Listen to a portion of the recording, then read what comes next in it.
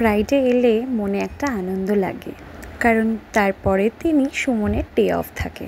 আর আমি যখন ওয়ার্কিং ছিলাম তখন আমার ডে অফ ছিল সানডেতে। ফ্রাইডে থেকেই মনটা খুশি খুশি লাগতো।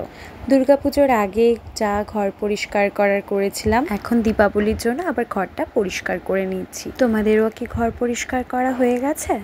আর আমি বেশি কলিন ইউজ করি না, এমনি ডাস্টার দিয়ে জাস্ট একটু ওপর ছেড়ে দীপাবলির জন্য টুনি লাইটগুলোও বার করতে হবে। আর এটা আমি ঠিক করে নিয়েছি যে এবারে কার্তিক পুজো অবধি টুনি লাইটগুলো রেখে দেবো।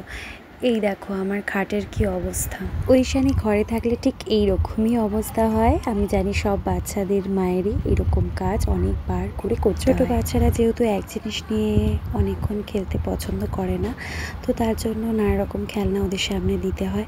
আর আমি তার জন্য কালার পেন্সিল দিয়ে কালার করা, তারপরে কিছু খেলনা নিয়ে সামনে দেওয়া, তো ওকে টুকটাক এরকম ঘুরিয়ে ফিরিয়ে দিতে হয়। আর ওটা বারবার দিনে গোছাতেও হয়। তো এই ফাঁকে ওর নিচে গেছে, আমি বিছানাটা ঝেড়ে নিচ্ছি। সব আমার ধুলো টুলো সব ঝাড়া হয়ে গেল। তো দুটো বেডশিট আমি পাতি। এইরকম টিপটপ ঘর গোছানো দেখতে কি ভালোই লাগে, তাই না? তারপরে ও এসে ঘরটর সব মুছে দিল।